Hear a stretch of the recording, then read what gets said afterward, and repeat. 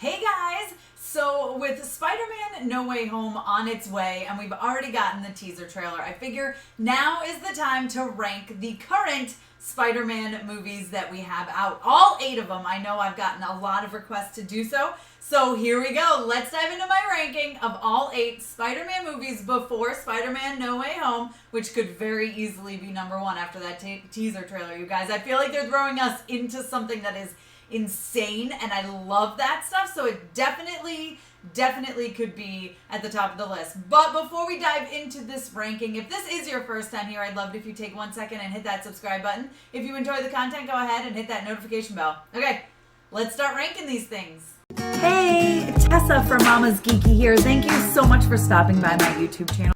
Okay, so I'm gonna rank these from worst to best. So the worst Spider-Man movie, which, let me be honest here, I do enjoy a good Spider-Man movie, so there's not any Spider-Man movie that I hate, but the worst one is The Amazing Spider-Man. I mean, I don't know, Andrew Garfield just didn't sell me on being Peter Parker. He's a great Spider-Man, don't get me wrong. He's not one of the best Peter Parkers out there. He just couldn't really capture that nerdiness, and again, this was an origin story that I felt like we had just gotten with the Tobey Maguire movie. I mean, we don't really need these origin stories, which is, and I'll talk about it a little later, why Homecoming is one of my favorites, because we don't get that, yes, he was bit by a spider, yes, and we have to go through all this stuff. I just was like, you know, I don't want another origin story. It felt like it was way too soon. So that is why that one is number 8. Now, number 7 is Spider-Man 3. Almost completely because, come on, what was that dance scene, Tobey Maguire? Like, what were you doing? That was ridiculous. I don't know what the point of that was. Also, I was waiting so long for, like, symbiotes and Eddie Brock and Venom to come into this, Black Suit Spidey, and it just went wah-wah for me. I just wasn't a fan of how it was done. I think it was a little ridiculous. And again, that dance scene just, it just absolutely, it was not good, you guys. It was not good. Like, let's be honest here. It was funny. I can laugh at it now. At the time, I was like, what is happening? What is going on here? So, and it's by far the worst Tobey Maguire movie, and definitely almost the worst Spider-Man movie. It was number 7. Number 6 for me is The Amazing Spider-Man 2. And it's nothing I have against Andrew Garfield. And honestly, I really liked his chemistry with Emma Stone here, probably because they were dating in real life at the time. I really enjoyed that. And I did enjoy the darkness to it, right? It was not afraid to go dark and gritty and bring us that Gwen Stacy death scene, which is straight out of the comic books. One of my absolute favorite comic book storylines, actually.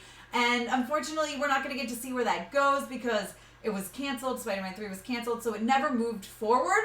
And I think that takes a lot away from this, because had we gotten that resolution and maybe how Peter really was truly dealing with the death of Gwen Stacy at his hands, it could have made this one better.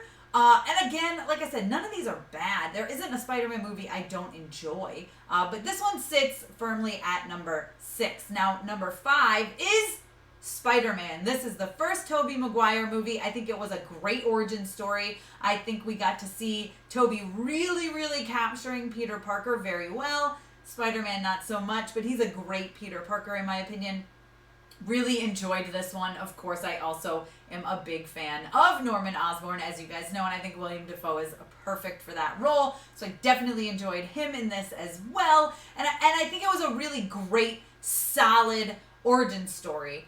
Which is why we didn't need to rehash it again just a few years later with Andrew Garfield. Number 4 in my ranking of the Spider-Man movies is Spider-Man Homecoming. Something I love about this movie is how they didn't rehash an origin story. First of all, it totally helped that Tom Holland's Spider-Man, Tom Holland's Peter Parker, was already introduced briefly, but already introduced in Captain America Civil War. So we didn't need to rehash that. And even as he's talking to Ned, he's like, yeah, there was a spider. It's dead. Okay, move along. Which I loved. I thought that was fantastic. I thought that was a great choice. I also do enjoy Tom Holland. I think he's the best Spider-Man for me because I feel like he perfectly portrays Peter Parker as well as Spider-Man. I think he's great at capturing both of those personalities, and that is why he is so good at this. He's a dorky Peter Parker, and he's a perfect Spider-Man, throwing out quips and jokes and just unsure of himself sometimes, and that's what I love about Tom Holland in this role. So I think Homecoming is one of the best Spider-Man movies, and it sits in at number 4 for me.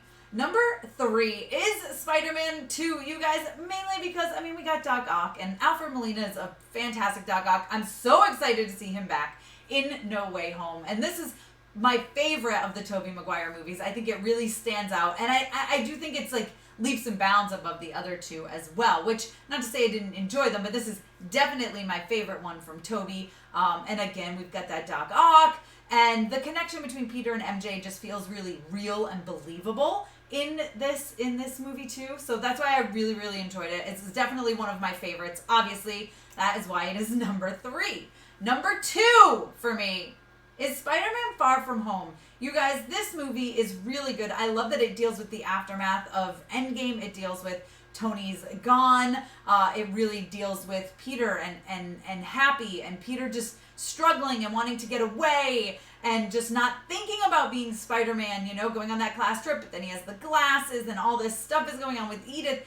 And of course we have Mysterio, who is one of the best villains, I think, in the quote-unquote MCU, even though this isn't really the MCU, but in the movie verse, I think he's done really well. I love all the similarities to his comic book version, but how they twisted it and made it a little bit different, and Jake Gyllenhaal is just fantastic in that role. Was a great choice. But for me, what really put this at number 2 is that end credit scene with J. Jonah Jameson completely outing Peter Parker as Spider-Man, setting up for all the craziness that is to come, and I can't wait to see what happens next in No Way Home. We got a little taste of it in the teaser.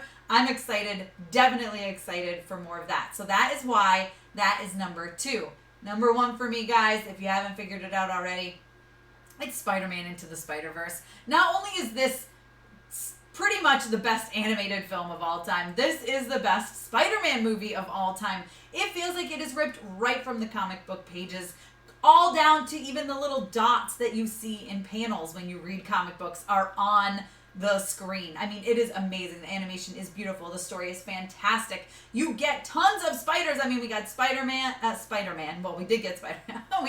we get Spider-Ham. We get Spider-Gwen. We got Noir Spider-Man. It is so good. Just a jam-packed cast. Such a great storyline. I love the twist of making the female Doc Ock, and I was just really, really, really a big fan of this movie. I could watch it all day, every day. I think it's so well done, and I cannot wait for Spider-Man Into the Spider-Verse 2. So we have that coming, plus Spider-Man No Way Home. There's so much to love about these Spider-Man movies. And like I said, in my opinion, there isn't a bad one, except maybe let's just remove the scene of Tobey dancing from Spider-Man 3, because that was not good. You guys let me know your ranking of the Spider-Man movies down below in the comments, and let me know how hyped you are for No Way Home.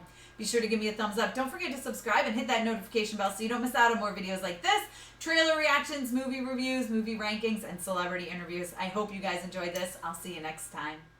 Thank you so much to all of my monetary supporters, my members here on YouTube, as well as my patrons. If you haven't joined yet, please consider doing so. We have some really awesome perks, including a monthly Zoom meeting where we get to talk face to face.